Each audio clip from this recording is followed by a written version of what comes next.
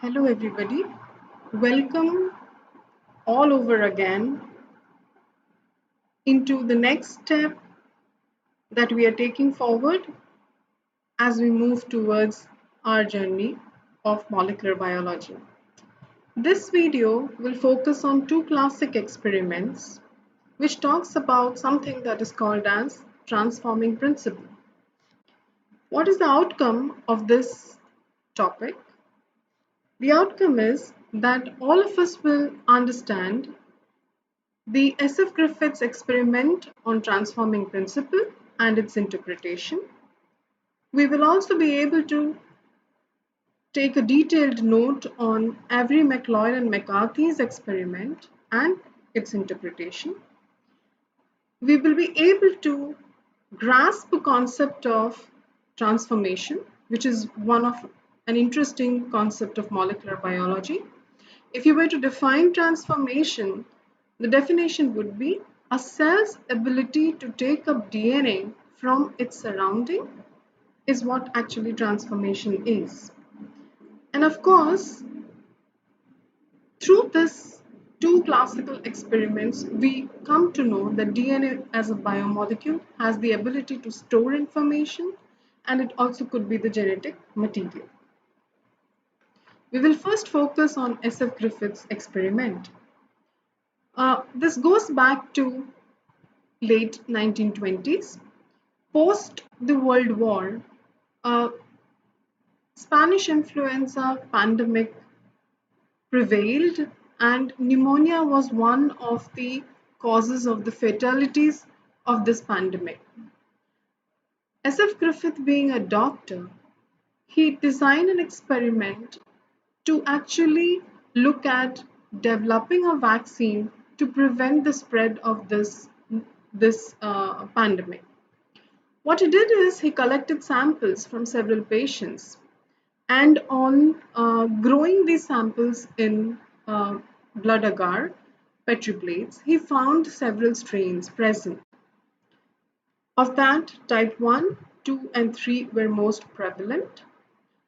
Of the three, again, type 2 and 3 were much more prevalent than the type 1. And his findings were interesting in the fact that he found that each of these types could exist in more than one form, so they called them as different strains. So like for example, you could have type 2R and type 2S, or you could have type 3S and type 3R.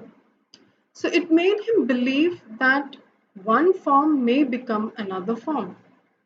But what was his focus? His focus was to try to find out which one of these strains was the weakest form, so that he would be able to use that form to basically prepare a vaccine. Now, we all understand that vaccines are preparations that when injected into a system, the system is able to, the living system is able to elicit an immune response and raise antibodies against that particular antigen. So let us say, for example, we take type 2R. So the type 2R pneumonia will act as an antigen. When it is injected in a living organism, that living organism will produce antibodies against it. And because it can produce antibodies against it, it is raising an immune response. This immune response will be remembered by the organism and can last probably lifelong. Therefore, that was where his interest was. He just wanted to develop a vaccine.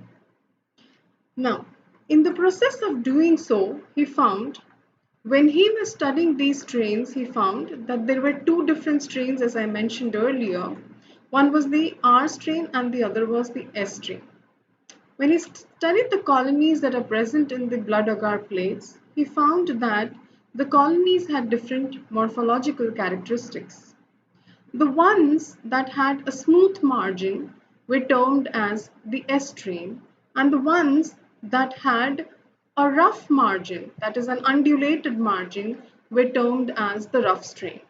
Interestingly, the reason for the uh, margin being smooth was that these strains had a polysaccharide capsule around it, while the rough strain did not have a capsule around it. So the envelope of capsule being present in S made it a virulent strain. That is, it could cause harm, it could prove to be fatal, while the rough strain not having the capsule around it was considered to be avirulent and it would not cause the disease. This is something that he understood by looking at the two strains. So, in his experiment to prepare a vaccine, he used therefore type 3S.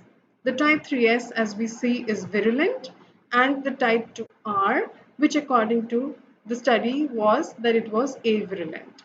He did not use type 1 because type 1 was found very less in the population compared to type 2 and type 3. Now, what he did in his experiment is he took four sets of he did four sets of experiments. In the first set, what he did is he grew the live 2R strain. So the live 2R strain, so as you can see, this is a diplococcus, so the streptococcus pneumonia, but you can also call it diplococcus pneumonia because it is a diplococcus. So this diplococci was grown in a culture media, and this culture media was then taken and injected into a healthy mice. What was observed is that the mice did not suffer from pneumonia. So this reasserted the fact that live 2R strain of Diplococcus pneumonia would not cause or was not harmful to the animal. When he did the second experiment, in the second experiment he took the live 3S strain. So as you can see, the live 3S is encapsulated. So it has a capsule. When this was grown in culture and this culture was taken and injected in the mice, these mice not just suffered from pneumonia but also died. So proving that the live 3S are the virulent strains and they caused pneumonia and death in the organism. Now, what was his objective? His objective was to design a vaccine. So this was the virulent form, which means that this is antigenic, but it is also pathogenic. This is the avirulent form, which means it is antigenic, but it is not pathogenic. So his idea was that if this virulent pathogen was killed and then used, it would lose its pathogenicity or it would lose its virulence.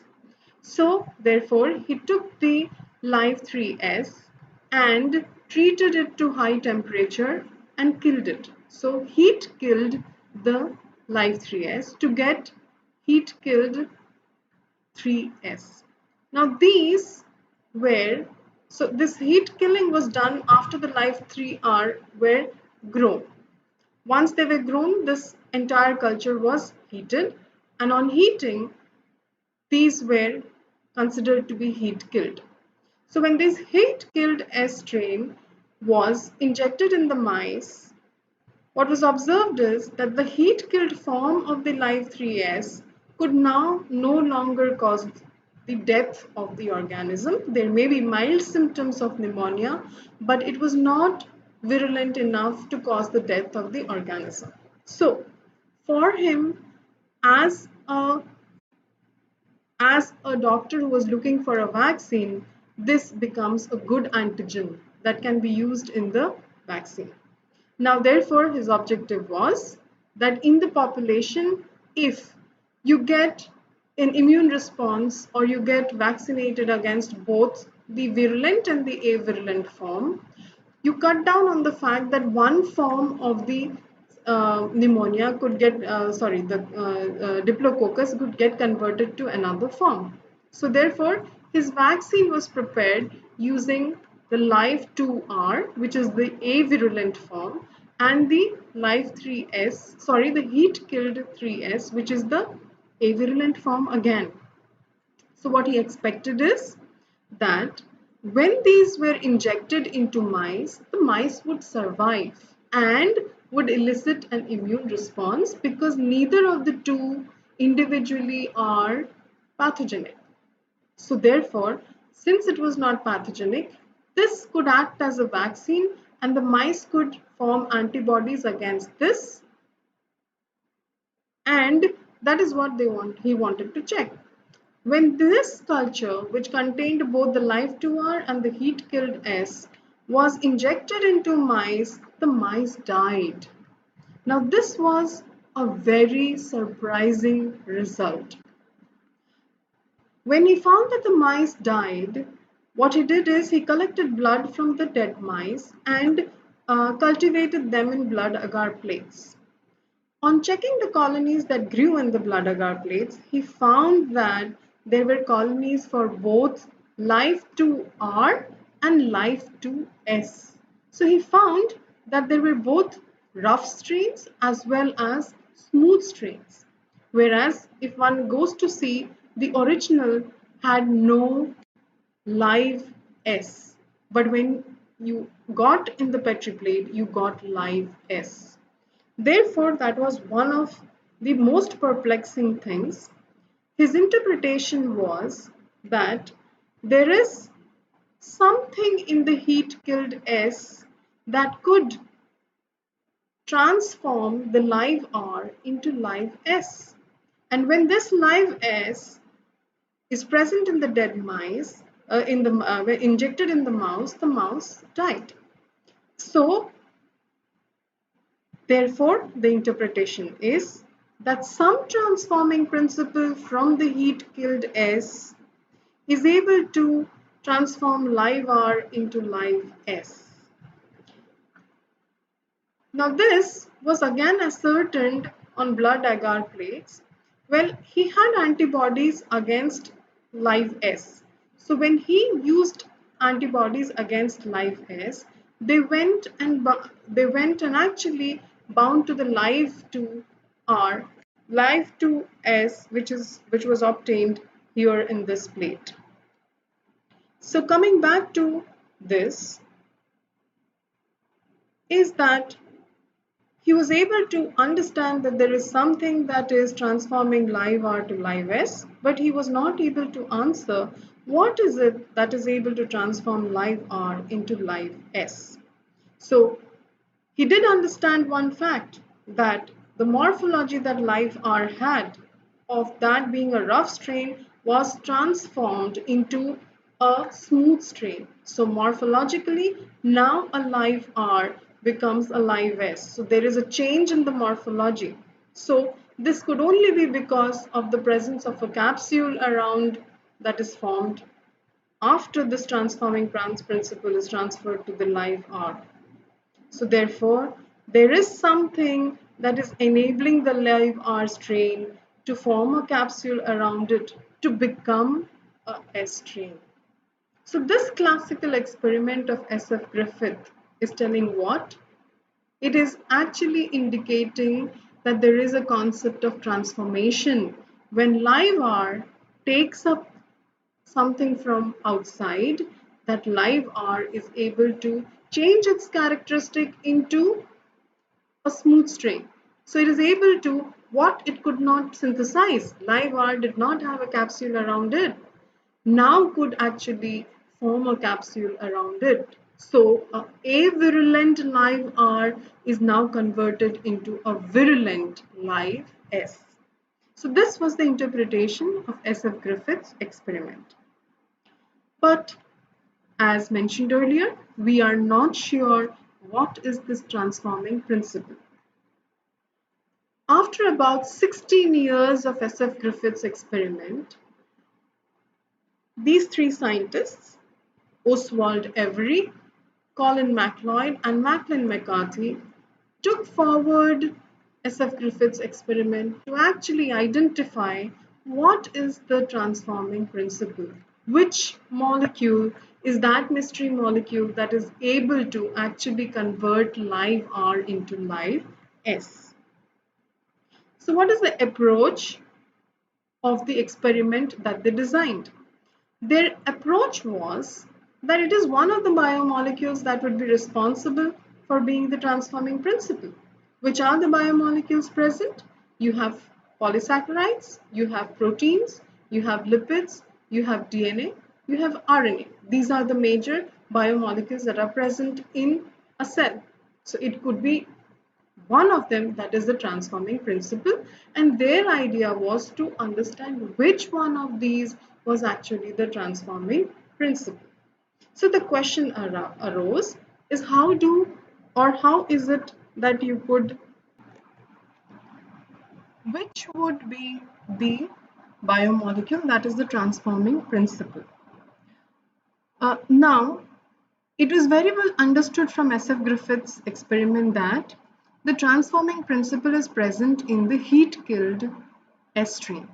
So therefore, their objective or their idea was to take the heat-killed S stream, okay, lyse open the heat-killed S stream, and when the heat-killed S stream is lysed open, all the biomolecules will be in a solution, and therefore that lysate or a cell extract would have all the biomolecules present. Now, how does one prepare a cell extract? So suppose this is the Diplococcus pneumonia.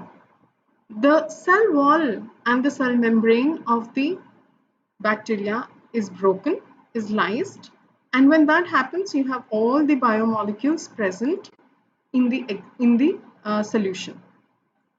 When this solution is centrifuged at a low speed, the cell debris settle down, but what remains in the supernatant is all the biomolecules, that is DNA, RNA, protein, etc.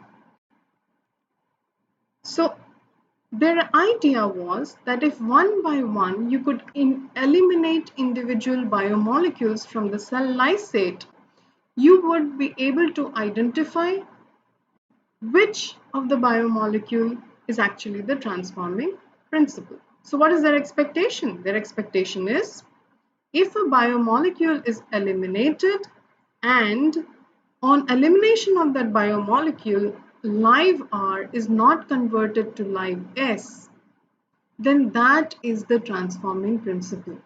Because logic says if you have that biomolecule, then live R will get converted to live S.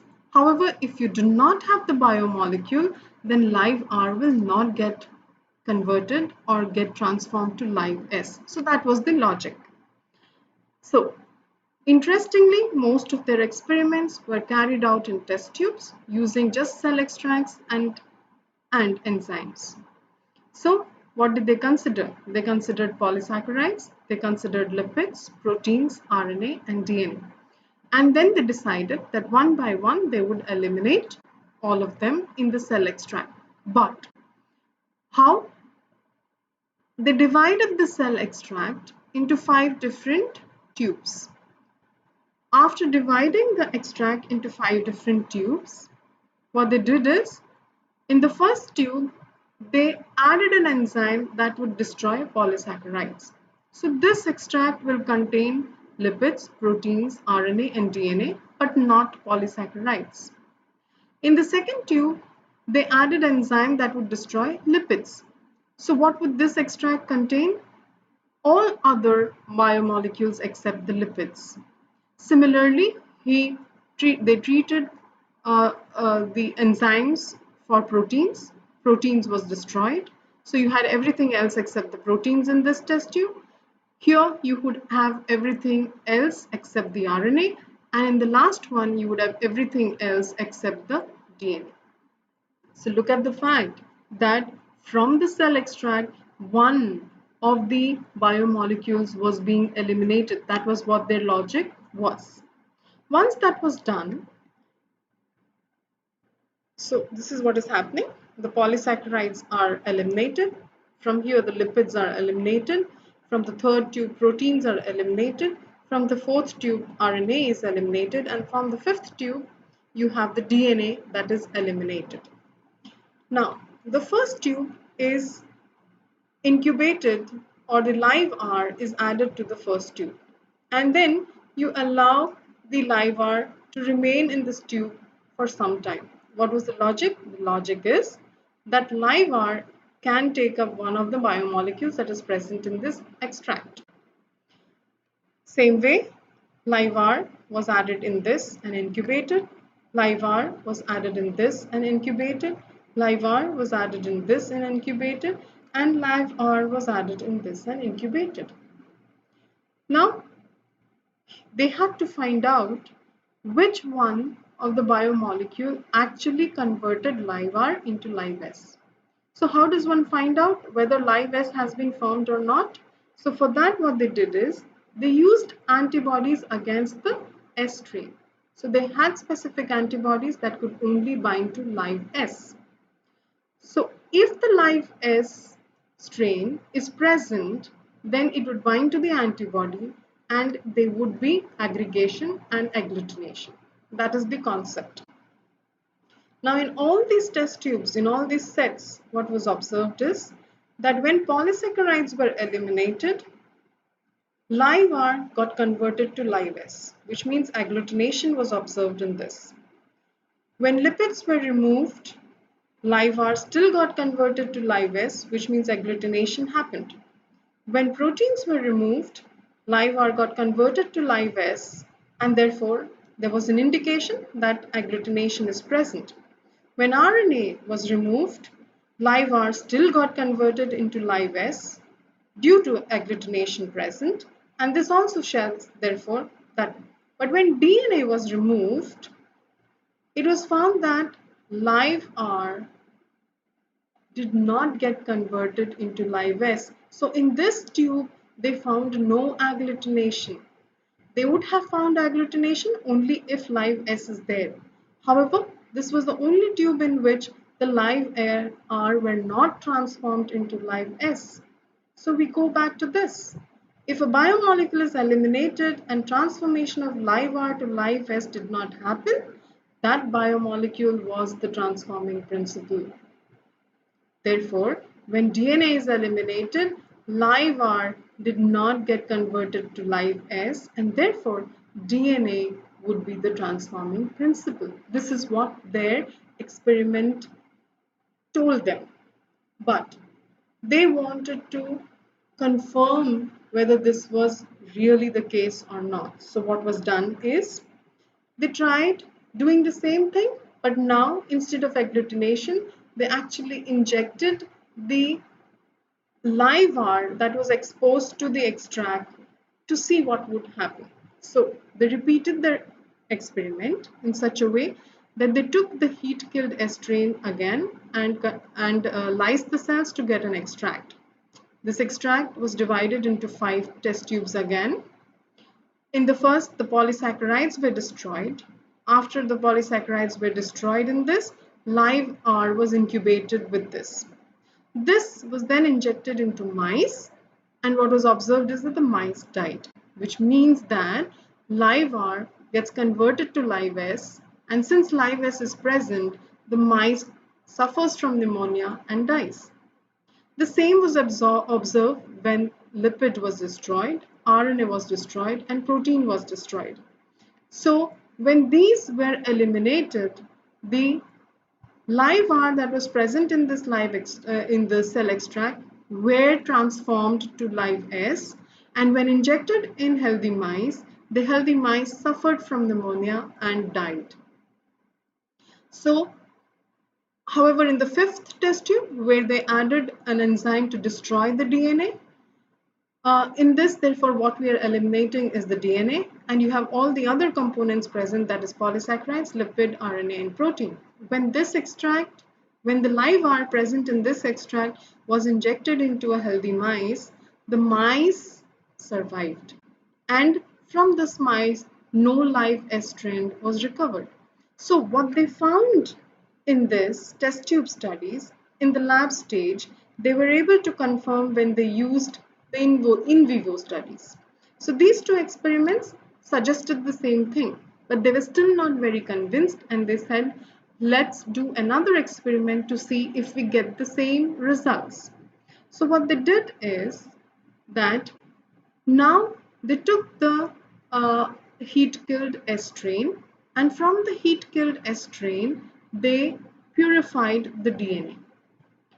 Now, this was not just heat-killed S. Even if you take type S live and you purify the DNA, that is fine.